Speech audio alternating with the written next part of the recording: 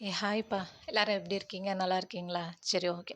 இன்னைக்கு நான் என்ன சொல்ல போறேன்னு பார்த்தீங்கன்னா, நம்ம கோயிலுக்கு போவோம் பார்த்தீங்களா? நம்மளுக்கு புடிச்ச கோயிலுக்கு அதாவது வந்து எல்லா கோயிலுக்கும் போவோம். ஆனா, நம்மளுக்கு ரொம்ப கஷ்டமா இருக்கிறப்ப, இந்த கோயிலுக்கு போனா வந்து கொஞ்சம் நிம்மதியா இருக்கும்னு தோணும்.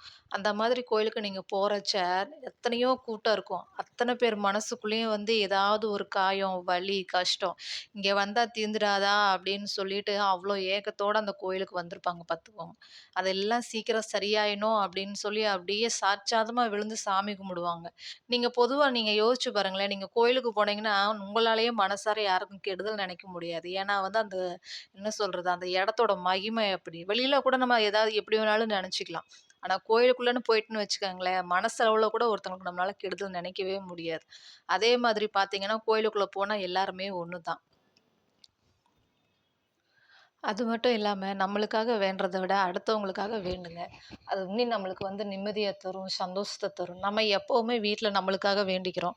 அது மட்டும் இல்லாம கோயிலுக்குன்னு போனோம்னா, மத்தவங்கலாம் வந்து நான்லாம் போனேன்னா எனக்கு கண்ல தண்ணியே வந்துரும். ஏன்னா வந்து எனக்குன்னு பிடிச்ச கோயில் ஒண்ணு இருக்கு. நான் அந்த கோயிலுக்கு போனேன்னு வச்சுக்கோங்களேன், அம்மன் முகத்த பார்த்தாலே எனக்கு அப்படியே தார தாரையா கண்ல தண்ணி வந்துரும். ஏன்னா வந்து, "என்னம்மா இப்படி இருக்கே!" அப்படின்னு சொல்லி அவ்வளோதான் சரண்டர் ஆயிடுவேன் நானு. அது மாதிரி இருந்துச்சு. அந்த மாரி சாமி முறக்கு அந்த மாரிலாம் நம்ம பார்க்குறப்ப அந்த மாரி யாராவது இருந்தாங்க அப்டின்னா, நம்ம வந்து அவங்களுக்காக வேண்டிக்கலாம். அவங்களுக்கு என்ன கஷ்டமோ தெரியல, "தாயே நீ சீக்கிரமா தீர்த்து வச்சுரு" அப்டின்னு சொல்லி நம்ம அந்த மாரி வேண்டிட்டோம் வச்சுக்கோங்களேன், நம்மளுக்கும் மனசு நிம்மதியா இருக்கும். அவங்களோட வேண்டுதலும் பலிச்ச மாதிரி இருக்கும். நான் அப்படிதான் பண்ணுவேன். இனிமே நீங்களும் அப்படி பண்ணுங்க. சரிங்களா? புடிச்சிருந்தா லைக் பண்ணுங்க. பை.